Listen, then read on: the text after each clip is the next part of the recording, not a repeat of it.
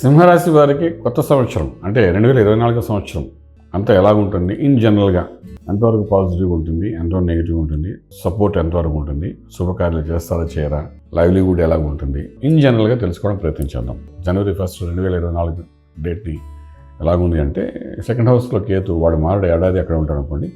చతుర్థంలో శుక్రుడు ప్లస్ బుధుడు, పంచంలో కుజుడు ప్లస్ రవి కనిపిస్తున్నాడు.